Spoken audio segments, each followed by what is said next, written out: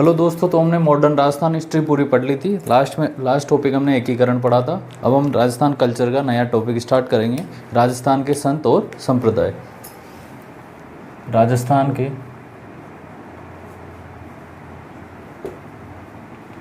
संत व संप्रदाय।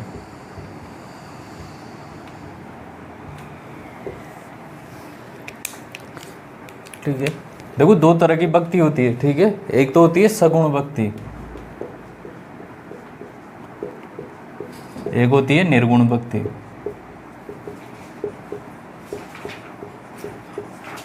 निर्गुण मतलब ये ऐसा मानते हैं कि ईश्वर का कोई स्वरूप नहीं है। ईश्वर कैसा है? निराकार है, इसलिए आप उसको पर्टिकुलर एक शेप में नहीं ला सकते। ठीक है, ईश्वर कैसा है? निराकार, कोई स्वरूप नहीं। ठीक है, अब ईश्वर निराकार है, आप उसको किसी शेप में नहीं ला सकते, तो ये क्या मूर्ति पूजा करेंगे क्या? तो मूर्ति पूजा नहीं। ये मानते हैं कि ईश्वर कैसा है? साकार है। ईश्वर कैसा है? साकार है, यानी कि उसको एक रूप में ढाला जा सकता है, इसलिए ये क्या करेंगे? मूर्ति पूजा। ठीक है, तो दो तरह की भक्ति होती है मेनली, सगुण भक्ति और निर्गुण भक्ति। ठीक है, निर्गुण भक्ति जनरली किस लिए अपनाई गई? निर्गुण भक्ति इसलिए अपनाई गई क्योंकि बहुत सारे डिस्क्रिमिनेशन होते थे, बहुत सारे भेदभाव होते थे। क्योंकि मूर्ति पूजा, अब मूर्ति को रखने के लिए मंदिर, तो अब इस मंदिर में सभी लोगों को प्रवेश नहीं दिया जाता था। ठीक है, इसलिए इसके अल्टरनेट के तौर पे क्या स्टार्ट की? निर्गुण भक्ति। अब ईश्वर की आप आराधना तो कहीं से भी कर सकते हो, आपको मंदिर जाने की जरूरत नहीं है। ठीक है, इसलिए ये जनरली शोषित जातियों द्वारा ज़्यादा एक्सेप्ट की गई। ठीक है,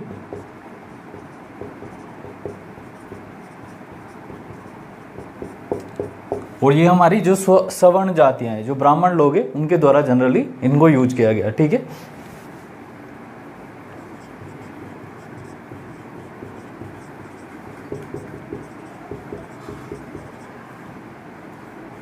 ठीक है ना। तो अब समझ में आ जाएगा जहाँ मैं सगुण बोलूंगा और निर्गुण बोलूंगा।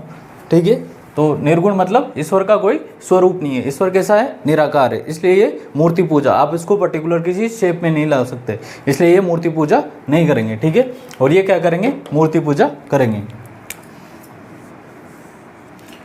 मूर्ति पूजा के लिए मंदिर बनाना आवश्यक था, तो इसमें क्या है? मंदिर में लोअर कास्ट को जाना अलाउ नहीं था। ठीक है, तो उन्होंने जनरली अल्टरनेट के तौर पर निर्गुण भक्ति ज़्यादा एक्सेप्ट की। तो ज़्यादातर जो भी संत मिलेंगे ना, वो लोअर कास्ट के मिलेंगे, निर्गुण भक्ति वाले। ठीक है, या लोअर कास्ट ही ज़्यादा निर्गुण भक्ति वाले संतों को एक्सेप्ट करेगी। ठीक है, तो ये राजस्थान के संत व संप्रदाय में ये बेसिक है, इसको लिख लो।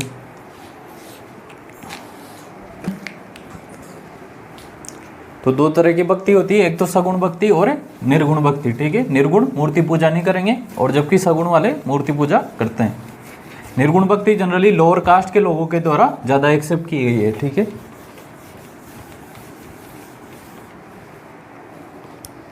पहला संत डालो दादू दयाल जी। दादू दयाल,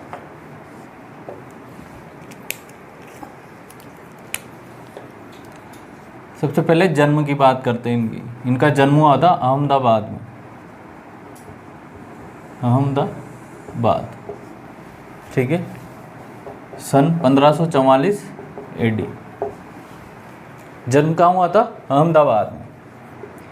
इनके गुरु थे ब्रह्मनंद।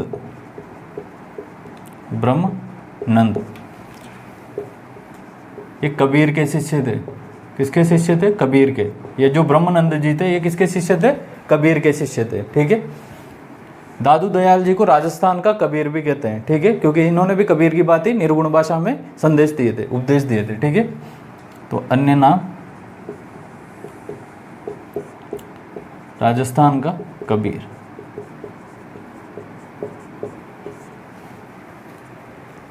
ठीक है, राजस्थान का कबीर कहते हैं। इनके गुरु क्या है? इंपॉर्टेंट राजस्थान का कबीर ही है। ठीक है, क्योंकि इन्होंने भी कबीर की बातें कैसे उपदेश दिए थे? निर्गुण भाषा में। तो ये कैसी आइडियोलॉजी को फॉलो करते हैं? निर्गुण भक्ति को। ठीक है, कैसी आइडियोलॉजी को फॉलो करते हैं, निर्गुण भक्ति को फॉलो करते हैं। अब गुरु से बड़े शिक्षा विक्षा पाकर 1568 में ये कहाँ पर आ जाते हैं, सांबर में। कहाँ पर आ जाते हैं, सांबर में। तो सबसे पहले उपदेश देना कहाँ पर शुरू करते हैं, सांबर में। सबसे पहले उपदेश, ठीक है। उसके बाद 1575 में ये आ जाते हैं आमेर अपने 25 साथियों के साथ, ठीक है। यहाँ पर मन नहीं लगता, यहाँ पर ज़्यादा पॉपुलरिटी भी नहीं थी, तो यहाँ के बाद कहाँ आ जाते हैं, आमेर, क्योंकि आमेर उस समय क्या था, बड़ा शहर था। तो 1575 में कहाँ जाते हैं, आमेर अपने 25 शिष्यों के साथ।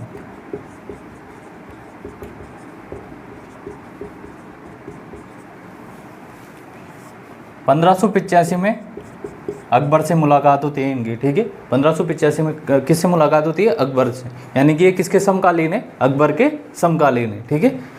ऐसे भी पूछ सकता है जैसे स्टेटमेंट में कि क्या ये अकबर के समकालीन थे, तो क्या हो जाएगा, ट्रू हो जाएगा, ठीक है। अकबर से फतेहपुर सीकरी में मुलाकात।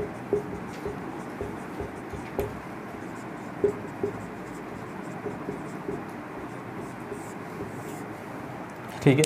अब अपन देख रहे हैं कि जनरली इनका जो क्षेत्र है वो कहाँ पर है, जयपुर के आसपास का। तो इनकी मुख्य पीठ भी कहाँ पर रही होगी, जयपुर जिले में, ठीक है।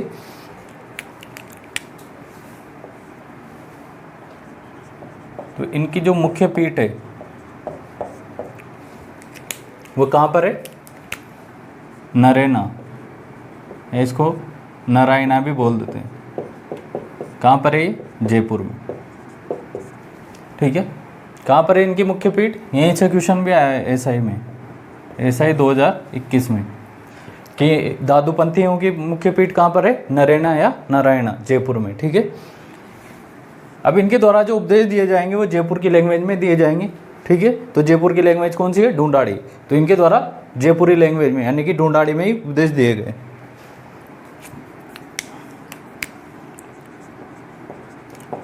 जो उपदेश दिए गए थे किसमें दिए गए थे, ढूंढाड़ी। अब यहाँ पे आपको ऑप्शन देखना है, ठीक है। या तो ढूंढाड़ी भाषा आएगी या फिर आएगी सद्दुक्कड़ी भाषा, सद्दुक्कड़ी भाषा। अब देखो ढूंढाड़ी जो भाषा है वो तो पर्टिकुलर जयपुर एरिया तक सीमित है। सद्दुक्कड़ी भाषा क्या है, तो अपने लोग आम बोलचाल की भाषा है सद्दुक्कड़ी। इसमें ढूंढाड़ी में हिंदी मिक्स हो जाती है। जैसे हम बोलते हैं ना, इंग्लिश का यूज करते हैं अपन, किसका यूज करते हैं, इंग्लिश का, हिंदी और इंग्लिश मिक्स में, क्योंकि वो क्या है अपने लिए ज़्यादा आसान पड़ती है। इसलिए ये भाषा भी कैसी थी, ऐसे आसान भाषा थी, हिंदी मिक्स, हिंदी प्लस ढूंढाड़ी, ठीक है, ताकि सभी लोगों को समझ में आ जाए। इसलिए इस भाषा में उपदेश दिए गए, ताकि ज़्यादा लोगों तक क्या बने, एक्सेस बने, ठीक है। इनका ग्रंथ, इनका जो मुख्य ग्रंथ है वो कहलाता है वाणी। क्या है इनका मुख्य ग्रंथ, वाणी, ठीक है। मुख्य ग्रंथ क्या है इनका, वाणी है। अब निर्गुण भक्ति के उपासक है, क्या ये मूर्ति पूजा करेंगे, नहीं करेंगे मूर्ति पूजा, ठीक है। तो किसी न किसी की पूजा तो करेंगे। तो किसकी पूजा करते हैं, ये वाणी की पूजा करते हैं, ठीक है। जैसे अपन गुरुद्वारे में देखते हैं गुरु ग्रंथ साहिब की पूजा होती है, वो भी निर्गुण भक्ति वाले हैं, ठीक है। तो इनका जो मंदिर है, मंदिर तो बेसिकली बना होता है, उसको क्या कहते हैं, दादू द्वारा, दादू द्वारा। और वहाँ पर किसकी पूजा होती है, वाणी की पूजा होती है, ठीक है। वहाँ पर किसकी पूजा होती है, वाणी की पूजा होती है। अब जनरली ये रिफॉर्मिस्ट थे, यानी कि सुधारवादी थे। तो इन अपने लीग से अलग हट के चलेंगे, ठीक है। तो इनकी लीग से अलग हट के चलने की क्या है परंपरा, कि ये मरने के बाद शव जो है उसको न तो जलाते थे न दफनाते थे, बल्कि क्या करते थे, पशु पक्षियों के खाने के लिए छोड़ देते थे, ताकि परोपकार हो जाए, डबल बेनिफिट हो जाए। आप तो मर ही गए, पशु पक्षियों के काम आ जाओगे। यही सेम पैटर्न फॉलो किया जाता है पारसी धर्म में, ठीक है। अभी चला भी था, वो एक्सीडेंट हुआ था टाटा ग्रुप के चेयरमैन का, तो ऐसा ही बात चली थी, भाई इन्हें इसे पशु पक्षियों के खाने के लिए कहाँ छोड़ देंगे, छत पर छोड़ देंगे, ठीक है, ऐसा ही।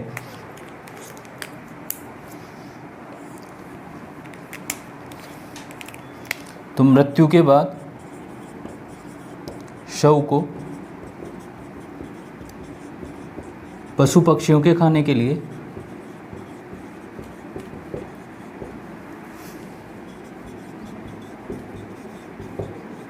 छोड़ दिया जाता है।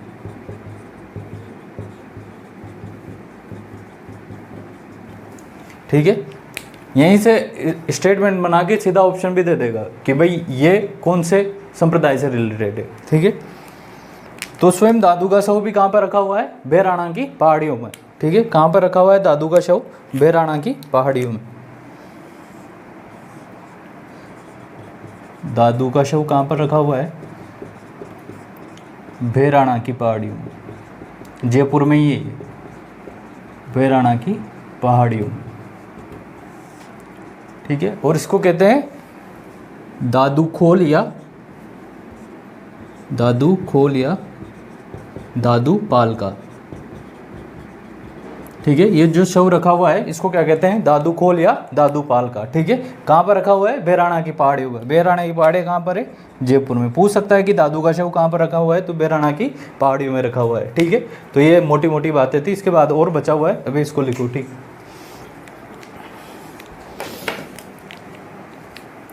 ठीक है, तो दादू दयाल जी कैसी भक्ति फॉलो करते हैं? निर्गुण भक्ति। सबसे पहले उपदेश सांबर से, फिर अपने 25 साथियों को लेकर कहाँ चले गए? आमेर। फतेहपुर सीकरी में अकबर से मुलाकात होती है, यानी कि अकबर के कैसे हैं? समकालीन है। मुख्य पीठ कहाँ पर है? नरैना या नारायणा जयपुर में। कौन सी भाषा में उपदेश दिए थे? ढूंढाड़ी भाषा में, या फिर ऑप्शन में दिए सद्दुकड़ी भाषा, थोड़ी फेमिलियर भाषा, जो लोकप्रिय भाषा थी, आम बोलचाल की भाषा, उसमें उपदेश दिए, उसको क्या कहते हैं? सद्दुकड़ी भाषा। दादू का शव कहाँ पर रखा हुआ है? बेराणा की पहाड़ियों में, जयपुर, जिसे कहते हैं दादू खोल या दादू पाल का। मुख्य ग्रंथ है वाणी, और इसी की पूजा की जाती है। ठीक है,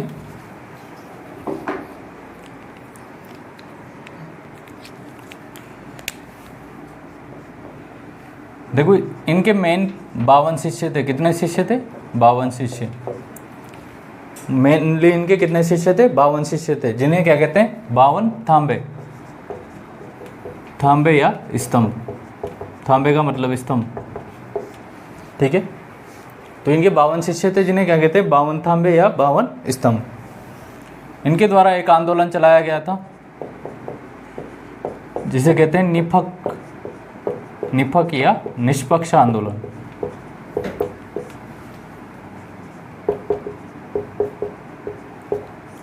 ठीक है, इनका जो सत्संग स्थल है, जहाँ पर ये सत्संग वगैरह करते हैं, उसको कहते हैं अलख दरीबा। क्या कहते हैं? अलख दरीबा। इनके सत्संग स्थल को क्या कहते हैं? अलख दरीबा। इनके कितने शिष्य थे? 52, जिनको कहते हैं 52 तांबे। तांबे बेस मतलब दादू पंथ इन्हीं पर टिका हुआ है। ठीक है, निपक आंदोलन या निष्पक्ष। निष्पक्ष मतलब किसी के भी, मेनली रिफॉर्मिस्ट थे ये। ठीक है, तो किसी की तरफ नहीं थे, इसलिए इसको क्या कहते हैं? निष्पक्ष आंदोलन। सत्संग स्थल को क्या कहते हैं? अलख दरीबा। इसकी शाखाएं, दादू पंथ की शाखाएं,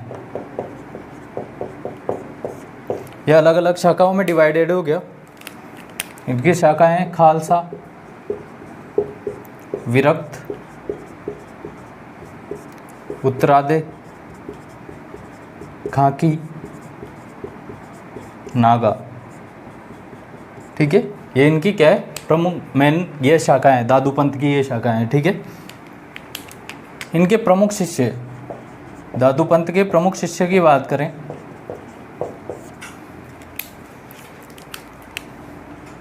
गरीबदास जी, मिस्किनदास,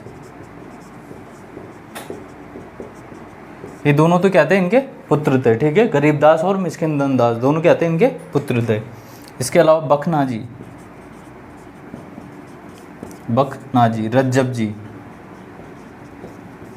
सुंदरदास, ये क्या थे? इनके मेन शिष्य थे। और यहीं से RS 2021 प्री में क्वेश्चन आया है।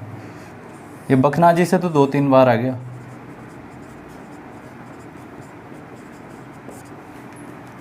ठीक है, और ये खालसा जो शाखा है, इसकी स्थापना गरीबदास जी द्वारा।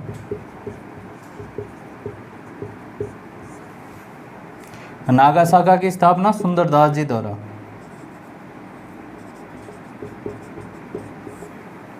उत्तरादे मतलब यहाँ से ये लोग कहाँ गए? उत्तर की साइड। राजस्थान जयपुर से कहाँ गए? उत्तर की साइड, इसलिए इस शाखा का नाम क्या पड़ गया? उत्तरादे। और इसके बनवारी दास, रतिया हिसार, रतिया हरियाणा। इंपॉर्टेंट नहीं है, ठीक है। आपको ये ध्यान रखना है कि कौन कौन से शिष्य थे, ठीक है, कौन कौन सी शाखाएं थी, किसने स्थापित की, इंपॉर्टेंट नहीं है, ठीक है। केवल ये ध्यान रखना है कि हाँ ये मेन ओवरव्यू ले लेना है इनका, और बाकी शिष्य ध्यान रखने हैं, ठीक है। अभी एक दो को तो डिटेल में भी पढ़ेंगे हम, रज्जब जी और सुंदरदास जी को, ठीक है। गरीबदास जी और मिस्कंदन दास दोनों क्या थे, इनके पुत्र थे, ठीक है। चलो इसको तो लिखो, ठीक है। तो मेनली कितने शिष्य थे, 52। उनको क्या कहते हैं, 52 तांबे। आंदोलन निपक या निष्पक्ष आंदोलन। इनका जो सत्संग स्थल है उसको क्या कहते हैं, अलग दरीबा। इनकी 5 शाखाएं थी मेनली, खालसा, विरक्त, उत्तराधे, कांखी और नागा शाखा। इनके जो प्रमुख शिष्य हैं उसमें कौन है, गरीबदास और बिस्किंदन दास, ये दोनों तो क्या थे, इनके बेटे थे। इसके अलावा बखना जी, रज्जब जी और सुंदरदास जी।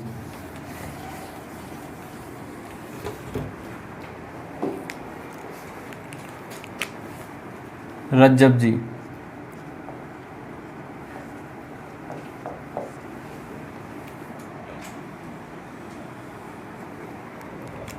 रज्जब जी कहाँ थे, जयपुर के पास सांगानेर के, ठीक है। सांगानेरी पठान थे, सांगानेरी पठान थे। अब रज्जब जी की क्या हो रही थी, शादी हो रखी थी, तो बारात लेके जा रहे थे, बीच में क्या है, बारात रुकती है, वैसे ही रुके यहाँ पर। तो इधर प्रवचन चल रहा था किसका, दादू दयाल जी का, दादू जी का प्रवचन चल रहा था। रुके हुए थे बड़े छाया वाया में। तो जैसे ही उन्होंने प्रवचन सुने, मोटिवेट हो गए, क्योंकि संदीप माहेश्वरी थे उधर भी। दादू दयाल जी क्या थे उस समय के, संदीप माहेश्वरी थे, ठीक है। अब रज्जब जी बड़े शेरवानी वेरवानी पहन के टन थे, रुके हुए थे, आराम से प्रवचन सुना, मोटिवेट हो गए कि अपने शादी नहीं करनी, ठीक है। तो ये किसे रहे, आजीवन दूल्हे के वेश में रहे। अब ये तो बढ़िया, उधर तो मोटिवेशन चल रहा था कि भाई शादी वादी नहीं करनी चाहिए, ईश्वर ईश्वर का ध्यान लगाना चाहिए, ऐसे बातें चल रही थी, ठीक है। लेकिन जैसे ये गए फिर कि भाई गुरुजी से मिलने चलो, घर पे चलो, अहमदाबाद के थे वो, वहाँ जाके देखा तो अरे इनके तो घर गृहस्थी है। बंदे को क्या लगी, ठेस, इसलिए क्या रहे, आजीवन दूल्हे के वेश में रहे, ठीक है। इनकी किताब है रज्जब वाणी और सर्वंगी, ठीक है। रज्जब वाणी और सर्वंगी, ये इनके क्या है, मेन ग्रंथ है। तो ये रज्जब जी है। इसके बाद सुंदरदास जी,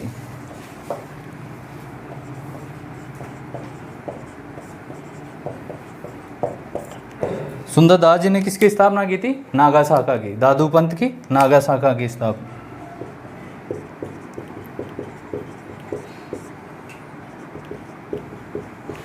इनकी समाधि जो है, इनकी समाधि बनी हुई है गेटोलाव दौसा में। कहाँ पर बनी हुई है, गेटोलाव दौसा में।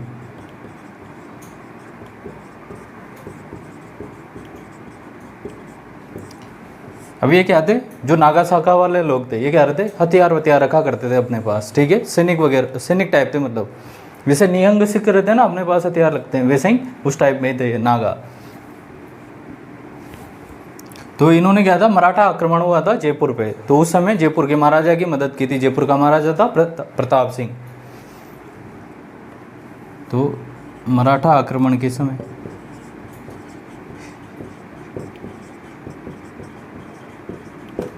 जयपुर महाराजा प्रताप सिंह की मदद।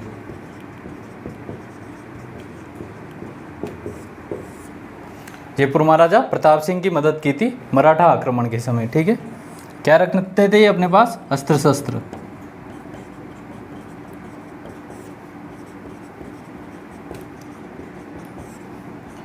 और जहाँ पर ये रहते थे, जहाँ पर सैनिक लोग रहते हैं, उस स्थान को क्या कहते हैं, छावनी, ठीक है। तो जहाँ पर ये लोग रहते थे उस स्थान को क्या कहते थे, छावनी, रहने का स्थान छावनी।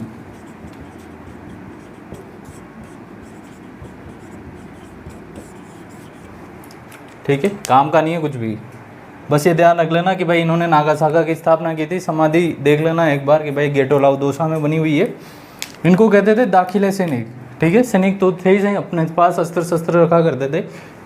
नागासाका वाले लोगों को क्या कहते थे? दाखिले सैनिक, दाखिले सैनिक। पूछ ले कि दाखिले सैनिकों का संबंध किससे है, तो दादूपंथियों से, उनमें भी नागासाका से, सुंदरदास जी से, ठीक है। दाखिले सैनिक अब हथियार रखते थे तो लोग थोड़े डरने वरने लग गए इनसे, ठीक है। तो लोगों ने विरोध किया। तो उसके बाद जो सवाई जयसिंह है उन्होंने इनके अस्त्र शस्त्र पर क्या लगा दी थी? पाबंदी लगा दी थी, ठीक है। सवाई जयसिंह द्वारा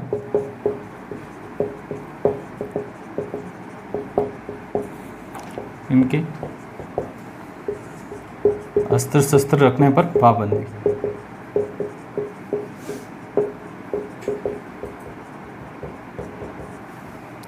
अब इनकी भी किताबें देख लो, सुंदरदास जी की।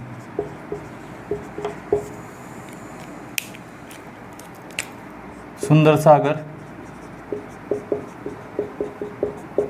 सुंदर विलास, सुंदर ग्रंथावली, ठीक है। वैसे 42 ग्रंथ लिखे थे इन्होंने। कितने लिखे थे? 42 ग्रंथ। एक को लिख लो 12 अष्टक, ठीक है।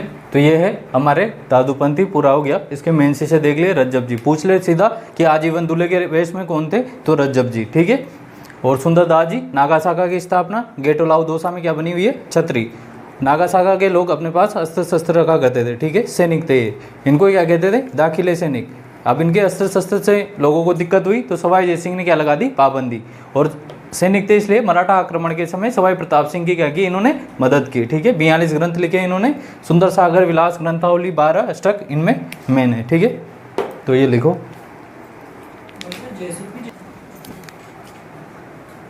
तो प्रमुख शिष्य रज्जब जी, आजीवन दूल्हे के वेश में रहे। मुख्य ग्रंथ रज्जब वाणी और सर्वंगी, ठीक है। दूसरे हैं सुंदरदास जी, नागासाका की स्थापना। अस्त्र शस्त्र रखा करते थे इसलिए इनको कहते थे दाखिले सैनिक। सवाई प्रताप सिंह की मराठा आक्रमण के समय मदद। लोग परेशान हो गए थे इसलिए सवाई जयसिंह ने इनके अस्त्र शस्त्र पर क्या लगा दी थी? पाबंदी लगा दी थी।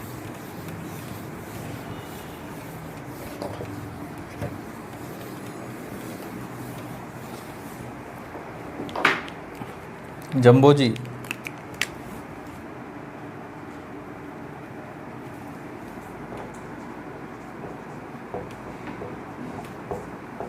जम्बो जी।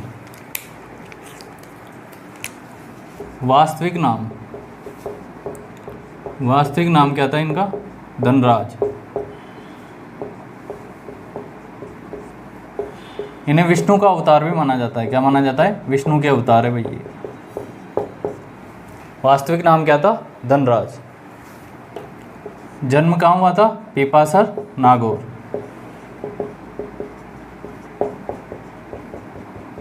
पीपासर नागौर में हुआ था, पवार या राजपूत परिवार में, ठीक है। पवार राजपूत परिवार में। एक भी बात काम की नहीं है, ठीक है। वास्तविक नाम धनराज, विष्णु के अवतार माने जाते हैं। जन्म कहाँ हुआ? पीपासर नागौर में, पवार राजपूत परिवार में। गुरु थे इनके गोरखनाथ जी। गुरु कौन थे इनके? गोरखनाथ जी। अब गुरु से दीक्षा विक्षा लेकर अब इन्होंने भी अपना काम स्टार्ट कर दिया। तो इन्होंने सबसे पहले उपदेश देना कहाँ पर स्टार्ट किया? समराथल, बीकानेर, ये काम का है। समराथल, बीकानेर, सबसे पहले उपदेश।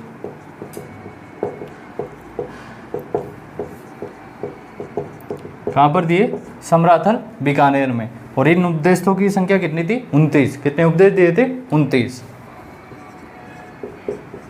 कितने उपदेश दिए थे? 29। 20 + 9, इसलिए क्या कहलाए? विष्णोई,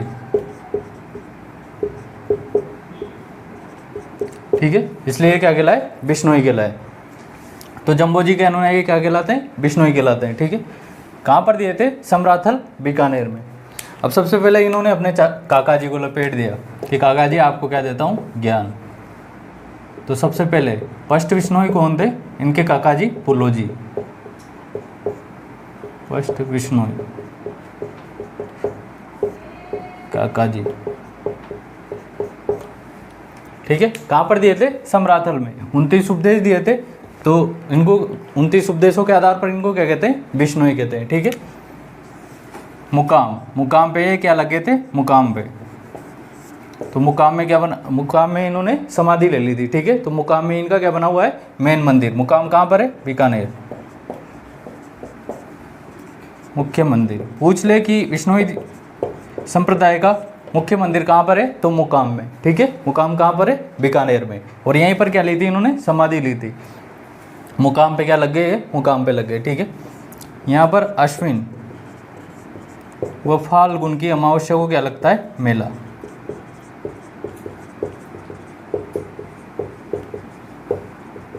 ठीक है। अश्विन व फाल्गुन अमावस्या को क्या लगता है, मेला लगता है। आपको क्या ध्यान रखना है, एक तो सम्राथल और एक बीका, क्या ध्यान रखना है, मुकाम। और देखते हैं, उस समय राजस्थान के कुछ शासक थे, वो इनके फैन थे, ठीक है। तो कहाँ कहाँ के शासक थे, एक तो बीकानेर का, ठीक है, जोधपुर का, इसके अलावा दूधा, मेड़ता के, मीराबाई के नाना जी हैं ये दूधा, ठीक है। तो बीका जोधा ये क्या थे, इनके भक्त हुआ करते थे, शिष्य थे इनके, ठीक है। अब इसमें एक इम्पोर्टेंट बात क्या है कि इनसे कौन इंस्पायर था, दिल्ली का सुल्तान सिकंदर लोदी भी इनसे क्या था, इंस्पायर था। तो यहाँ पर जब अकाल वकाल पड़ा तो उन्होंने कहा कि भाई राजा जी ऐसी बात है, तो उन्होंने क्या की थी, चारे की व्यवस्था की थी सिकंदर लोदी ने। तो जम्बो जी के कहने पर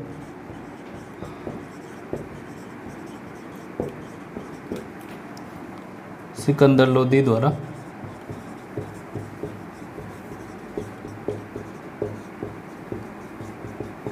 चारे की व्यवस्था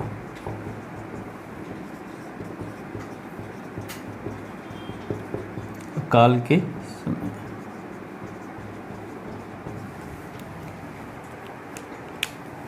ठीक है। इनके अन्य मंदिर पे, मुख्य मंदिर तो कहाँ पर बना हुआ है, मुकाम में, ठीक है। और अन्य मंदिर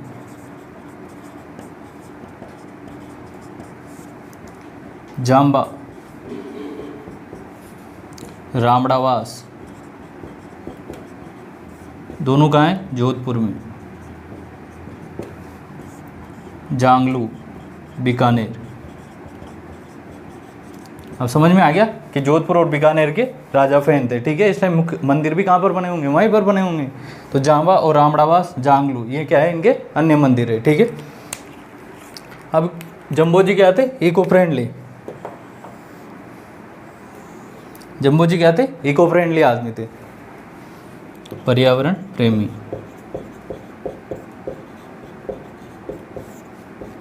कौन से वृक्ष को पवित्र मानते थे, ये खेजड़ी। अब खेजड़ी से क्या पता क्या कहेंगे ये, कि पेड़ पौधों को नहीं काटना चाहिए, ठीक है। और हिरण, जीव जंतुओं को नहीं मारना चाहिए। इसके अलावा नीले रंग के वस्त्र नहीं पहनने चाहिए, ठीक है। इसके अलावा नशा नहीं करना चाहिए, वही नॉर्मल बातें, ठीक है। मेन क्या है, खेजड़ी और हिरण। सलमान खान,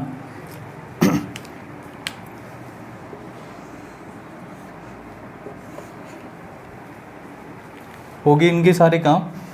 किताबें देख लो बस, किताबें वैसे हर किताब में इनका नाम आएगा आगे, तो उससे पता लग जाएगा, ठीक है।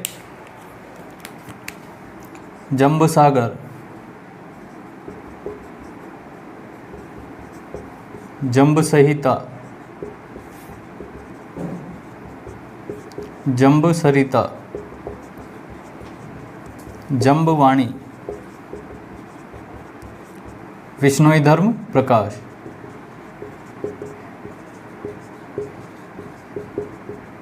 ये कहते हैं इनकी किताबें थी, ठीक है। पर्यावरण प्रेमी से एक और, अब तो जगह ही नहीं बची।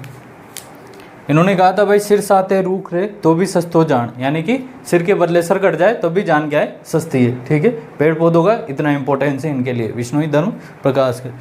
विष्णुई धर्म वालों के लिए। अब देखो, अगर जब जैसे लिखने में क्वेश्चन आएगा कि राजस्थान के संतों के क्या योगदान है, तो हम अलग अलग एस्पेक्ट में लिख देंगे। जैसे कि मेले में इकोनॉमिक इंपॉर्टेंस भी हो गया, सारे लोग आपस में मिलते हैं तो सामाजिक समरसता बढ़ती है, कोई भेदभाव नहीं रहता। सोशल एस्पेक्ट, इन्वायरमेंट एस्पेक्ट, ठीक है। तो ये तो लिखो इन जम्बो जी को।